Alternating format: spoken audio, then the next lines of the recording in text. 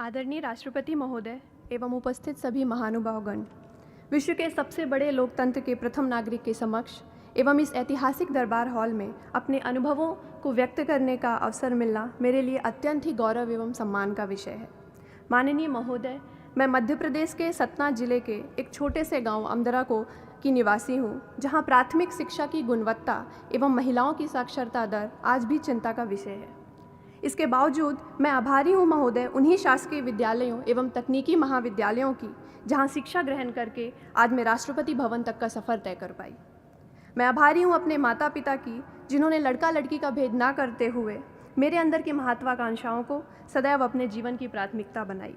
उन्होंने मुझे अपने गांव, अपने देश और अपनी संस्कृति पर सदैव गर्व करना सिखाया और इसका ही परिणाम है कि मैं आज न केवल अपने गांव बल्कि अपने संपूर्ण राष्ट्र के निर्माण में सहयोग देने के काबिल बन पाई। माननीय महोदय, एक प्रशिक्षु से एक जिम्मेदार सिविल सेवक बनने का हमारा सफ़र लाल बहादुर शास्त्री राष्ट्रीय प्रशासनिक अकादमी मसूरी के 92वें फाउंडेशन कोर्स से प्रारंभ हुआ, जहां पर अनुशासन, समयबद्धता एवं अंतर सेवा कमराडरी जैसे मूलभूत गुण हमें सिखाए गए। स्वस्थ शरीर में ही एक स्वस्थ व्यक्तित्व का विकास होता है और इसका अभ्यास हमें प्रातःकालीन पीटी एवं योगासनों से कराया गया। पाठ्येतर गतिविधियों के द्वारा हमें आपस में जीवन पर्यंत संबंध, मित्रता एवं एस्पिरिट डेकोर का पाठ सिखाया गया। Honorable President Sir, I'm Tina Dabi and I belong to the Rajasthan cadre. I would like to begin by expressing my profound and heartfelt gratitude to the Honorable President of India for giving us time out of his busy schedule to address, guide and inspire us today. It is a matter of great pride and privilege to have got an opportunity to speak about the collective experience of the most memorable journey undertaken by each officer of the 2016 batch of the Indian Administrative Service. This beautiful journey began with the 91st Foundation course, where officers across the services were trained together. We were not only provided with all possible academic inputs and insights on public administration and good governance, but also through extracurricular activities like the Himalayan trek, village visits, we were able to forge lifelong friendships and develop esprit de corps. Foundation course was succeeded by phase 1 of the IAS professional training. We got the priceless opportunity to travel across the length and breadth of the country. This Bharat Darshan enabled us not only to see India, but to feel India, to breathe India. On the academic side, classes were held on all subjects and matters that would come handy while executing the duties and responsibilities of an IAS officer. We were then sent out for nearly a year-long district training, whereby we got an opportunity to learn from the best collectors in the country, those people who were actually making a difference at the ground level. माननीय राष्ट्रपति महोदय, अन्य वरिष्ठ अधिकारीगण एवं मेरे प्रिय साथी मित्र, मैं आज आपके समक्ष 71 आरआर के बुनियादी प्रशिक्षण के अपने अनुभव को प्रस्तुत करते हुए गौरवान्वित अनुभव कर रहा हूं। महोदय, 42 हफ्तों का बुनियादी प्रशिक्षण हमें जन सामान्य से वर्दीधारी जन सेवक के रूप में परिवर्तित करने का बहुआयामी प्रकल्प था।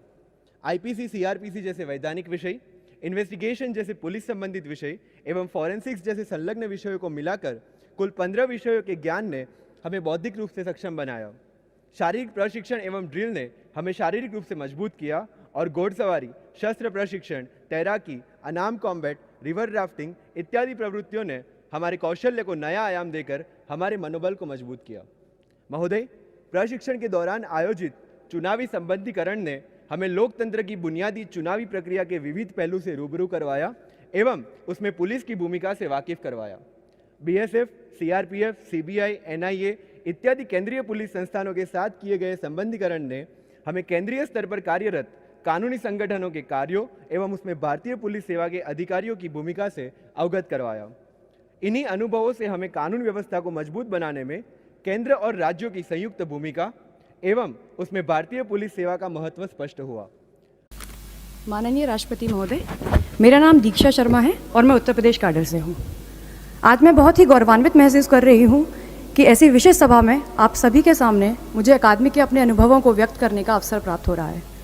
अकादमी में 10 महीने की अवधि में कई विषय और कई क्षेत्रों का ज्ञान प्राप्त किया, परंतु जो चीज़ मेरे सबसे अधिक नज़दीक है वह यह कि शारीरिक रूप से सक्षम होने से आपके आत्मविश्वास में किस प्रकार वृद्धि होती है। अकादमी आने से पहले अकादमी की ट्रेनिंग को लेकर मेरे मन में कई सारी आशंकाएं थी कि क्या यह सब कर पाना संभव होगा, परंतु ट्रेनिंग के दौरान दिए गए प्रशिक्षण से असंभव सी दिखती हुई चीज़ें भी संभव हो पाईं। फिर चाहे वो 16 किलोमीटर की दौड़ हो, 40 किलोमीटर का रूट मार्च हो, घुड़सवारी हो, तैराकी हो, क्लिफ जंपिंग या रिवर राफ्टिंग हो। शारीरिक रूप से सक्षम होने से मानसिक दृढ़ता में भी वृद्धि होती है। स्वस्थ शरीर में ही स्वस्थ मस्तिष्क का निवास होता है। यह कथन हम सभी बचपन से सुनते आए हैं, परंतु इसको पूर्ण होते हुए अकादमी में ही देखा है। आज भी आम जीवन में यह बहुत ही आश्चर्यजनक लगेगा कि कोई भी व्यक्ति न्यूनतम संसाधनों के साथ जंगल में 5 दिन किस प्रकार व्यतीत कर सकता है, परंतु अकादमी में दिए गए शारीरिक और मानसिक प्रशिक्षण के ही फलस्वरूप हम सभी ने अपना ग्रेहाउंड्स अटैचमेंट सफलतापूर्वक पूर्ण किया। ऐसा ही सकारात्मक अनुभव हम सभी को ITBP अटैचमेंट का भी है, जहाँ पर स्लिदरिंग, रॉक क्लाइंबिंग, रैपलिंग जैसी दुर्गम चीज़ें भी सुगम लगने लगी।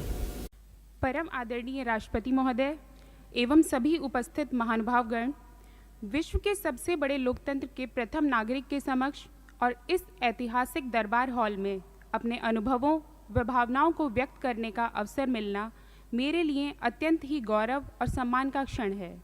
महोदय, मैं राजस्थान के सवाई माधोपुर जिले के एक छोटे से गांव बरनाला से संबंध रखती हूं, जहां लिंग अनुपात एवं महिला साक्षरता दर अभी भी चिंता का विषय है।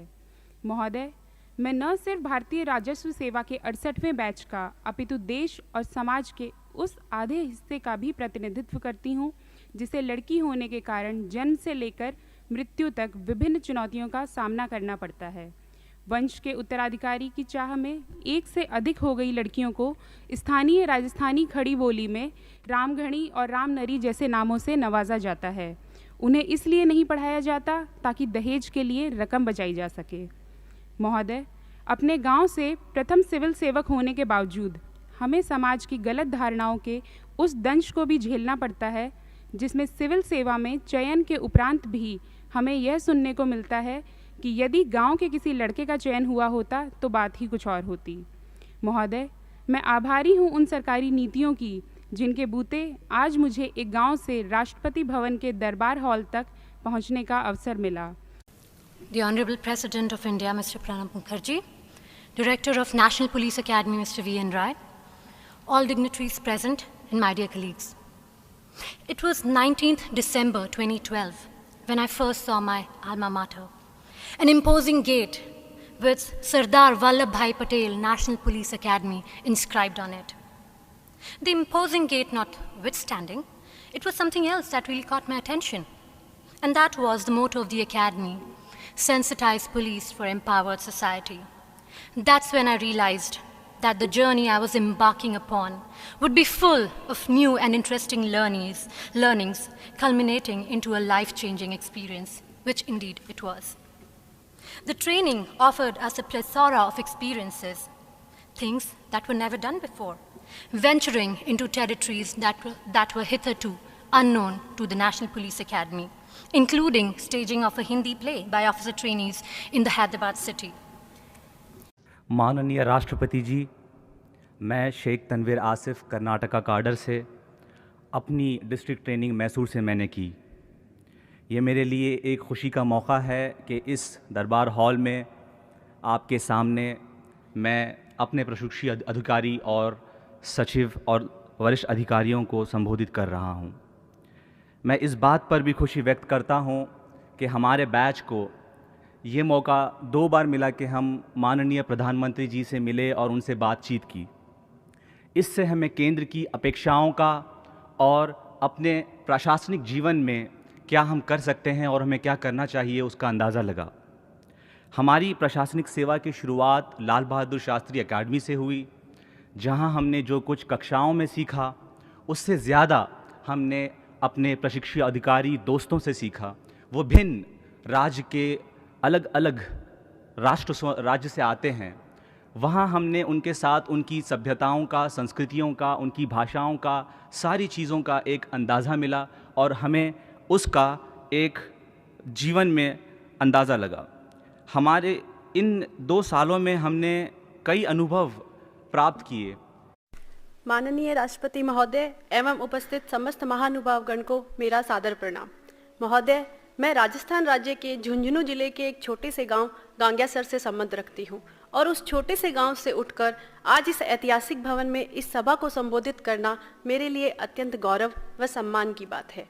मेरी ही भांति भारतीय सूचना सेवा के सत्र 2016-2017 में देश के विभिन्न भागों से विविध पृष्ठभूमि के साथ 27 अभ्यर्थी चयनित होकर आए। भारत, जो कि विश्व का सबसे बड़ा लोकतंत्र है, के प्रतिष्ठित सर्वोच्च तकनीकी शिक्षण संस्थान IIT दिल्ली में मैकेनिकल इंजीनियरिंग में मैं एकमात्र महिला विद्यार्थी थी, जो यह दिखलाता है कि भारत भले ही विज्ञान, अंतरिक्ष, तकनीक आदि क्षेत्रों में आगे बढ़ गया हो, परंतु लिंग समानता, महिला सशक्तिकरण जैसे सामाजिक मुद्दों पर अगला मुकाम हासिल करना अभी बाकी है। सिविल सेवा से जुड़कर मेरा यह प्रयास रहेगा कि मैं इन मुद्दों के प्रति जनता की संवेदनशीलता को उभार सकूं। अपने प्रशिक्षण के दौरान मैंने प्रधानमंत्री उज्ज्वला योजना के क्रियान्वयन में सूचना व संवाद की भूमिका को समझने हेतु गांवों का दौरा किया और जाना कि किस प्रकार इस योजना ने महिलाओं को घर, घूंघट और धुएं के गुब्बार से बाहर आने का एक अवसर प्रदान किया। कुछ ऐसे ही और प्रयासों की विकसित होते भारत को दरकरार है। महोदय, सुचित समाज ही सशक्त समाज बन सकता है। मेरा विश्वास है कि इस संदर्भ में सूचना का महत्व इस डिजिटल विश्व में और भी ज़्यादा बढ़ गया है। ग्रामीण भारत व शहरी इंडिया की दूरी को सूचना क्रांति समाप्त करने में सक्षम है। भारतीय समाज के कई भाग हैं जो भिन्न भिन्न विशेषताएं लिए हैं और इन विविधताओं की वास्तविकता को सरकारी नीतियों में पिरोने के लिए प्रथम नागरिक को अंतिम नागरिक से जोड़ना जरूरी है, जो कि सूचना के माध्यम से ही किया जा सकता है। आदरणीय राष्ट्रपति महोदय जी एवं उपस्थित महानुभावगण, आप सभी को मेरा सादर प्रणाम। विश्व के सबसे बड़े लोकतंत्र के प्रथम नागरिक के समक्ष आज इस ऐतिहासिक सभागार में अपने अनुभवों को साझा करने का यह स्वर्णिम अवसर प्राप्त होना मेरे लिए अत्यंत ही गौरव व सम्मान का क्षण है। महोदय, मैं रेशम द्विवेदी प्रयागराज के एक छोटे से गांव गहरपुर से संबंध रखती हूं, जहां आज भी महिला साक्षरता दर एवं प्रारंभिक शिक्षा की गुणवत्ता एक चिंता का विषय है। इसके बावजूद मैं आभारी हूं सरकारी नीतियों की, जिसने मुझे भारतीय प्रौद्योगिक संस्थान से विदेश तक पहुंचने वाली अपने गांव की प्रथम महिला अभियंत्रिक बनाया और अपने क्षेत्र की प्रथम लोक सेवक बनाकर राष्ट्रपति भवन के इस दरबार हॉल तक पहुंचाया है। महोदय, मैं आभारी हूं अपने माता पिता की, जिन्होंने बिना भेदभाव मुझे पढ़ा लिखा कर आत्मनिर्भर बनाया और स्त्री वर्ग को आने वाली विभिन्न चुनौतियों का निडरता से सामना करना सिखाया। इन उपलब्धियों के उपरांत भी पुरुष प्रधान परिवेश ने कई बार मेरी योग्यता की अग्नि परीक्षा भी ली और कुछ सामाजिक गलत धारणाओं एवं पूर्वाग्रहों के कारण मुझे यह भी जता दिया गया कि यदि मैं लड़का होती या मेरे गांव से किसी लड़के का चयन हुआ होता तो बात ही कुछ और थी।